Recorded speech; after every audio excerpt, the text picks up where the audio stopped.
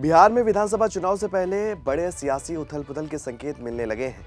एक तरफ तो नीतीश कुमार की नाराजगी की खबरें आम हैं, तो वहीं दूसरी तरफ एनडीए गठबंधन में बड़े टूट के संभावना भी जताई जा रही है। आपको बता दें कि नीतीश के साथ अब चिराग के भी सुर बदलने लगे हैं। क्या है पूरा मामला, आगे आपको वीडियो में बताएंगे। नमस्कार, आप देख रहे हैं 4 PM और मैं हूं आपके साथ में शोभित पाठक। बिहार की राजनीति में उथल-पुथल मची हुई है। नीतीश कुमार के बार-बार दल बदलने से गठबंधन की स्थिति अस्थिर नजर आ रही है। चिराग पासवान जैसे नेताओं ने भी इसमें योगदान दिया है। इससे पहले से ही बिहार की राजनीति में गठबंधन की स्थिति हमेशा से अस्थिर रही है।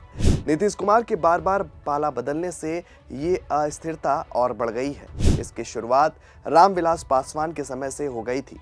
बता दें कि उपेंद्र कुशवाहा, मुकेश सहनी और जीतन राम मांझी जैसे नेताओं ने भी नीतीश के साथ रहते हुए कई बार दल बदले हैं और स्पष्ट गठबंधन होने से मतदाताओं के लिए चुनाव आसान हुआ है।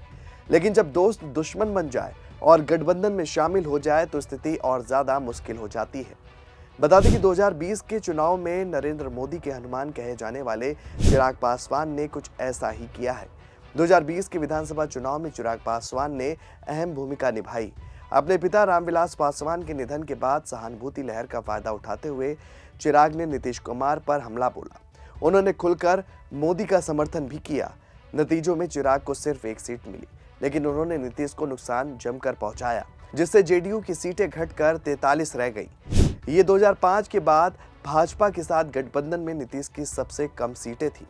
चिराग ने इस नतीजे का जश्न भी खूब मनाया, क्योंकि उनके उम्मीदवारों ने 20 से ज्यादा सीटों पर जेडीयू को हराने में मदद की। बता दें कि चिराग पासवान के अभियान ने भाजपा समर्थकों के मन में नीतीश के प्रति असंतोष पैदा किया, जिसके बाद साल 2017 में नीतीश ने राजद से नाता तोड़कर भाजपा के साथ सरकार बना ली थी। इससे भाजपा के कई समर्थक नाखुश हुए। वो नीतीश का पूरा समर्थन नहीं कर रहे थे। ऐसे में चिराग पासवान और एलजेपी उनके लिए एक विकल्प बन गए। बता दें कि चिराग खुलकर मोदी की तारीफ भी करते थे और इसने नीतीश के मन में एक टीस पैदा की और यही वजह बनी कि अगस्त 2022 में नीतीश ने फिर से पाला बदल लिया। उन्होंने भाजपा से नाता तोड़कर तेजस्वी यादव के साथ मिलकर सरकार बना ली। नीतीश कुमार अपनी बदलती राजनीतिक निष्ठा के लिए जाने जाते हैं। उन्होंने कुछ समय तक मोदी के खिलाफ विपक्ष को एकजुट करने की कोशिश भी खूब की। इंडिया गठबंधन बनाने में उनकी अहम भूमिका मानी जाती है, लेकिन तेजस्वी यादव उन्हें लगातार दिल्ली की राजनीति में सक्रिय भूमिका निभाने के लिए प्रेरित करते रहे। ये कुछ वैसा ही था जैसे लालू प्रसाद यादव ने 2013 में किया था। उस समय नीतीश ने पहली बार भाजपा से नाता तोड़ा था और मोदी को प्रधानमंत्री पद का उम्मीदवार बनाने का खुलकर विरोध किया था। बता दें कि नीतीश ने युवाओं के लिए समय आ गया है जैसे बयानों से तेजस्वी को खुश रखने की खूब कोशिश भी की, लेकिन जल्द ही उन्हें एहसास हो गया कि मोदी के खिलाफ एक नेता पर आम सहमति नहीं बन पा रही है। इसलिए इंडिया गठबंधन के सफल होने की संभावना बेहद कम है। बता दें कि दिल्ली में एक बैठक के बाद नीतीश ने अपना रुख बदल लिया। उन्होंने फिर से भाजपा के साथ जाने का फैसला किया। हालांकि एक समय उन्होंने कसम खाई थी कि मर जाना कबूल है, लेकिन भाजपा के साथ अब नहीं जाएंगे। अब वो कहते हैं कि गलती हो गई, अब कभी नहीं जाएंगे। पिछले साल नीतीश कुमार ने 9वीं बार मुख्यमंत्री पद की शपथ ली। इसके लिए चुनाव नहीं हुए। इससे बिहार में भाजपा के समर्थक फिर से नाखुश हुए और इस बार भी स्थिति 2020 जैसी ही नजर आई है, लेकिन एक बड़ा अंतर है। बता दें कि चिराग पासवान अब पूरी तरह से नीतीश के साथ नजर आ रहे हैं। मांझी और कुशवाहा भी उनके साथ हैं, लेकिन मतदाताओं का क्या होगा, ये बड़ा सवाल बना हुआ है। बता दें कि एनडीए के नेता भले ही एकजुट हो गए हों, लेकिन उनके मतदाताओं के बारे में ऐसा नहीं कहा जा सकता है। नीतीश जानते हैं कि पिछला चुनाव उन्होंने मुश्किल से जीता था। सुशासन बाबू और भाजपा के भरोसेमंद साथी की उनकी छवि लगातार कमजोर हो रही है और इस साल के अंत में होने वाले चुनाव नीतीश के लिए आखिरी चुनाव हो सकते हैं। उन्हें अपनी प्रासंगिकता बनाए रखने की चुनौती का सामना भी करना पड़ेगा। बता दें कि जदयू के वरिष्ठ नेता और राज्यसभा सदस्य संजय झा अन्य नेताओं के साथ मिलकर चुनाव से पहले नीतीश की छवि सुधारने की। एक बात तो तय है कि नीतीश ही एनडीए के मुख्यमंत्री पद के उम्मीदवार होंगे, क्योंकि बीजेपी का लगातार नरम रुख बरकरार है। भाजपा भी उनको समर्थन देने के मूड में नजर आ रही है, क्योंकि भाजपा के पास और कोई विकल्प नहीं है। अगर नीतीश कुमार बीजेपी का साथ छोड़ते हैं तो बड़ा झटका बीजेपी को लग सकता है। हालांकि महाराष्ट्र का उदाहरण देखते हुए भाजपा नेताओं को लगता है कि अगर उनकी पार्टी ज्यादा सीटें जीतती है तो मुख्यमंत्री का चेहरा बदल सकता है। वहीं जेडीयू नेतृत्व भी इस बात को बखूबी समझता है, लेकिन वो इसे सार्वजनिक नहीं करना चाहता है। बता दें कि जेडीयू नेता पार्टी की छवि बदलने पर लगातार काम कर रहे हैं। वो चाहते हैं कि भाजपा कार्यकर्ता चुनाव प्रचार में उनके साथ विश्वासघात ना करें। इसकी शुरुआत पिछले साल 28 अक्टूबर को हुई थी। बता दें कि नीतीश कुमार ने एनडीए के सभी सहयोगियों के राज्य और जिला अध्यक्षों को अपने आवास पर बुलाया था। संजय झा ने योजना की रूपरेखा भी बताई, जिसका समर्थन सम्राट चौधरी ने किया। उधर संजय झा ने जॉर्ज फर्नांडिस की भूमिका निभाते हुए भाजपा नेताओं और छोटे सहयोगियों से संपर्क भी साधा।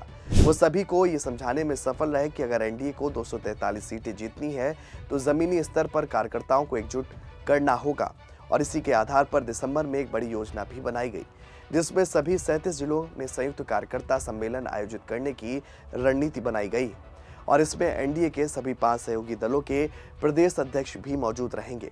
बता दें कि इस अभियान का पहला चरण 15 जनवरी को पश्चिम चंपारण में शुरू हुआ, जिसमें 10 जिले शामिल थे। फिलहाल इस अभियान का चौथा चरण चल रहा है। 28 फरवरी से शुरू हो रहे बिहार विधानसभा चुनाव के पहले अंतिम चरण पूरा होने की उम्मीद भी है। दूसरी तरफ मुख्यमंत्री नीतीश कुमार ने प्रगति यात्रा के नाम से राज्यव्यापी यात्रा शुरू की है, जो अब पूरे जोरों पर चल रही है। संजय झा के अनुसार नीतीश कुमार की छवि एक ऐसे नेता की है जिन्होंने राज्य को लालू युग के अंधकार युग से बाहर निकाला है। नीतीश कुमार न केवल लोगों के लिए बल्कि अपने कामों का वर्णन भी बखूबी कर रहे हैं, बल्कि मौजूदा विकास कार्यों का जायजा भी खुलकर ले रहे हैं और बता रहे हैं कि किस जिले में क्या करने की जरूरत है। वहीं एक और वजह से भी अटकलों का बाजार बहुत ज्यादा गर्म नजर आ रहा है। बता दें कि दिल्ली का दंगल पूरा हो गया है और अब बारी बिहार की है। कल के दिन दिल्ली में बीजेपी सरकार का शपथ ग्रहण समारोह भी हुआ, जिसमें सीएम रेखा गुप्ता के साथ 6 विधायकों ने मंत्री पद की शपथ ली। इस कार्यक्रम में मीडिया के कैमरे नीतीश कुमार, चिराग पासवान और जीतन राम मांझी को खोजते हुए नजर आए, लेकिन इनमें से कोई भी नेता दूर दूर तक नजर नहीं आया।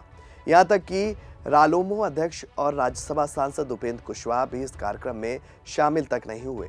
अब इसको लेकर सियासी अटकलों का बाजार गर्म हो गया है और लोग पूछने लगे हैं कि वैसे तो एनडीए अपनी एकजुटता और ताकत दिखाने का कोई भी मौका नहीं छोड़ता, लेकिन जब उसे इतना बड़ा मौका मिला तो सबने दूरी क्यों बना ली। सवाल ये भी उठ रहा है कि चिराग पासवान ने दूरी क्यों बना ली। सूत्रों से मिली जानकारी के अनुसार बीजेपी ने एनडीए के सभी सहयोगियों को शपथ ग्रहण में बुलाया था। सीएम नीतीश कुमार इन दिनों प्रगति यात्रा में व्यस्त है, इसलिए उन्होंने अपने प्रतिनिधि के तौर पर केंद्रीय मंत्री लल्लन सिंह एवं कार्यकारी अध्यक्ष संजय झा को भेजा था। वहीं केंद्रीय मंत्री चिराग पासवान इस वक्त दुबई में हैं, लेकिन उनकी पार्टी से कोई भी नेता नहीं पहुंचा। इस वजह से अटकलों का बाजार गर्म है कि चिराग पासवान भी क्या कोई बड़ा खेला करने के मूड में नजर आ रहे हैं। इसी तरह अगर बात की जाए केंद्रीय मंत्री जीतन राम मांझी की, तो जीतन राम मांझी भी शपथ ग्रहण समारोह से नदारद नजर आए और उनका भी कोई प्रतिनिधि भी समारोह में नहीं पहुंचा। मांझी पहले ही सीटों को लेकर प्रेशर पॉलिटिक्स करने में जुटे हुए हैं। तो फिलहाल कह सकते हैं कि दिल्ली के संकेत से बिहार में खेला होने की उम्मीद जताई जा रही है। अब देखने वाली बात यह होगी कि बीजेपी इस खेला को रोक पाती है या नहीं, ये तो आने वाला वक्त बताएगा। इस खबर में फिलहाल इतना ही। ऐसी तमाम राजनीतिक खबरों के लिए बने रहिए और देखते रहिए 4 PM न्यूज़ नेटवर्क। धन्यवाद।